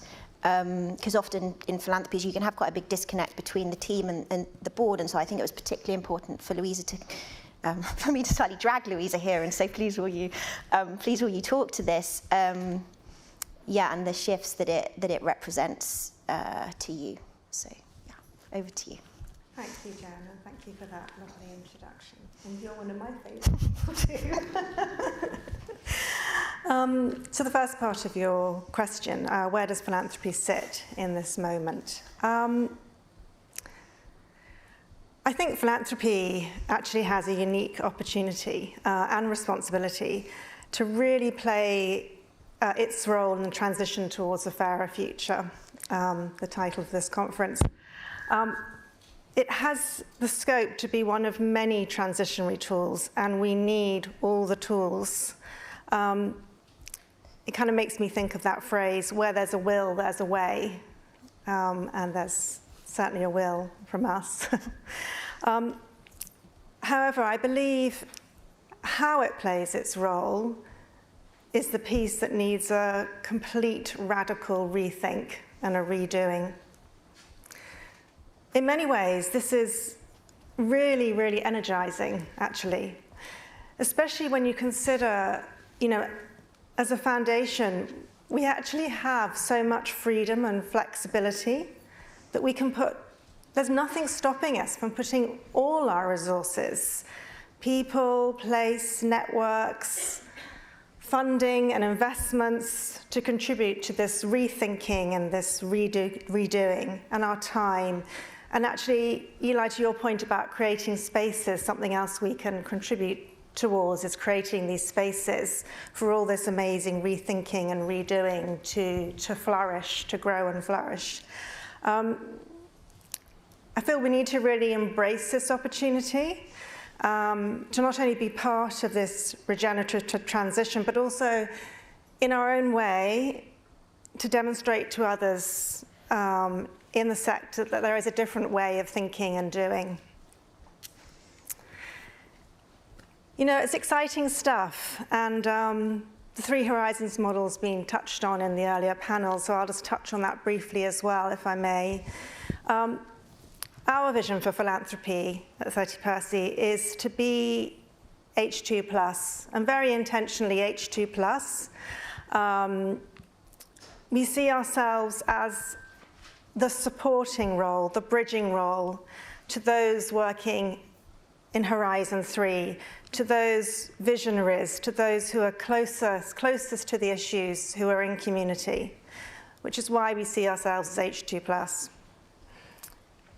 Having said that, I strongly feel that we should recognize our past and our wealth and the maintenance of that wealth has been maintained by Horizon 1, by business as usual, by the dominant status quo that Marlon spoke to so clearly. We need to recognize that. And because of that, we are not the ones with the visions for or innovation to sort of untangle this messiness of the entrenched systems. We need to completely rethink our role in the system and the part we play. So I think, simply put, we need to listen, learn, share, act, and repeat. Listen, learn, share, act, and repeat.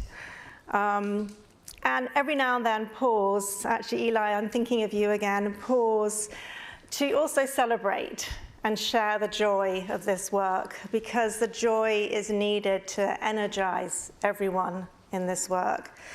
I feel that very much.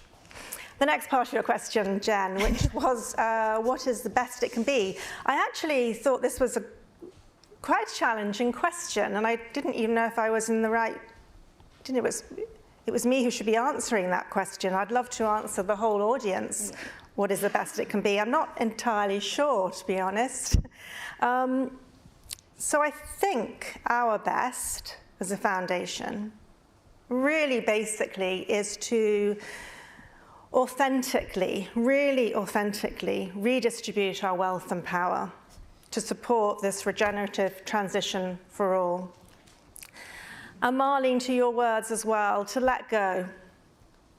I think that's one of the best things we can do, is to let go.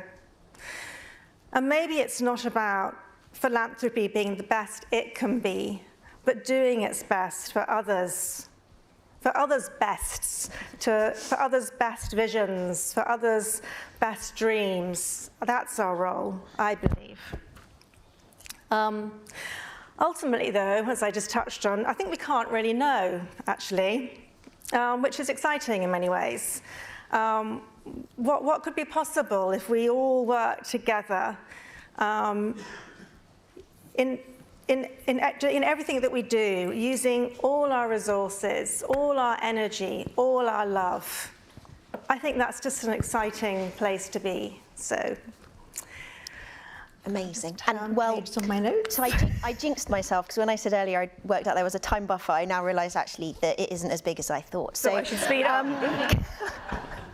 I think, Louisa, you've got about 3 minutes to talk about spiral investing. Okay. I apologise. That's fine. So, as Jen just mentioned, 30 Parties just signed off its new investment policy statement. Just by way of introducing our spiral investing, I just want to give a little tiny background. I'll try and be quick and speak quickly.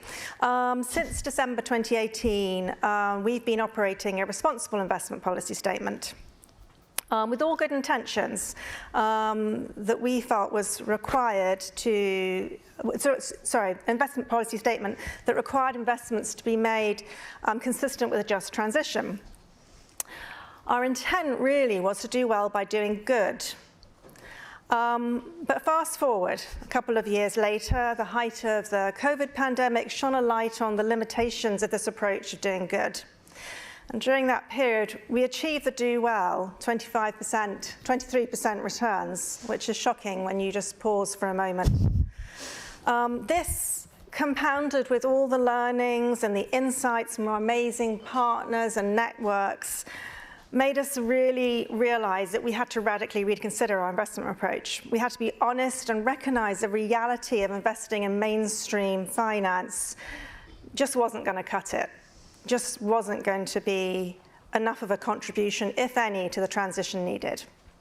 So we decided to take a very active role in playing our part in that transition, and to consciously move out of mainstream finance towards a model that was regenerative and redistributive by design. And before I try and explain the spiral investing, and I will do it quickly because I'm going to do it at a very high abstract level, I did want to just acknowledge all the support and help and the amazing people that have contributed towards our investment policy statement, and also the wonderful 10 Years Time who facilitated the process for us. So big thanks to them. Anyway, back to spiral investing. So, quick, 30 seconds. Okay. Spiral investing is essentially one single investment fund covering all of our investments, breaking down the distinction between investments and grants. We're committed to spending out our financial capital by supporting the building of community and ecological wealth. So I'll try and bring the spirals to life just using my hands. The image we hold is one of financial capital spiral with a downward trajectory. And this downward trajectory of financial capital in turn gives rise to upward trajectory spin-offs of community and ecological wealth spirals, which in turn can seed further spirals of community and ecological wealth. Sometimes I find opposites are useful when explaining something. So spiral investing basically has the overriding intention of being the opposite of preservation, accumulation of private wealth. It is a redistribution of wealth, power, and ownership. It is a post-endowment model. And shall I just do 2 seconds on the 3? Have I got How can I say no? I'm so greedy with my time. Sorry, Rick and Colin. Oh, is that okay? That'd be really quick. I did say to Jen I'm not good at timekeeping. The big shifts, Jen, you mentioned, so I'll keep them really, really short. Firstly, maximum 0% investing, with full attention paid to revenue streams, where they come from and where they go. And any revenue that arises is recirculated within the communities, reused.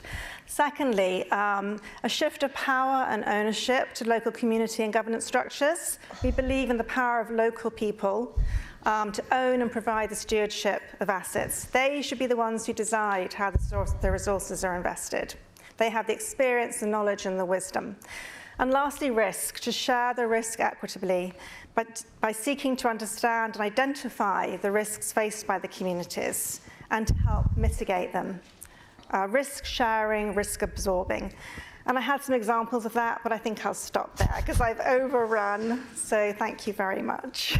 Thank you, Louisa. And if you please go up to Louisa in the break if you want to hear about the examples and our policies. I think just gone up on our website, so you can read it in full because that was quite a lot to absorb. Okay, quick pivot to Rick. Okay, a bit of a mental pivot here because we've been talking about moving beyond capital preservation. We're now going to talk about and try and make risk a bit sexy, I think, and try and think about how we move beyond the very, very narrow framing of risk that sits in a lot of investment strategies, not just endowments, but here we're kind of being much more inclusive to other capital holders, pension funds, etc. So, Rick, I've asked you to talk a little bit about the landscape and broaden it out to other investors. I've asked you to talk to the risk of non-action and also whose risk, and how do we begin to reframe the goal of endowment logic away from risk management. That's a lot. Do your best in, I'm afraid, 6 minutes. Thanks. Thanks everybody for having me. So Rick Alexander, CEO of the Shareholder Commons. As Jen said at the beginning, I'm coming to you from Massachusetts, from the East Coast, the middle of Massachusetts, which originally, long before my ancestors got here, was populated by the Nanatucket tribes. As I'm sure you know, they were dispossessed through law and finance, which was really just disguised violence. Which made me think, I thought about that as Eli was talking about the oppressive status quo. I thought about it as Marlene talked about dirty hands, and I want to assure her that we all have dirty hands. And that's really what we're thinking about at the Shareholder Commons and how we can address that with the assets that foundations, pension funds, everyone else. Because the truth is, we talk about certain types of investments having impact, but all investments have impact. That's obviously true when you buy a security from a company and you say, oh, they're going to do a good thing, or when you deny your assets to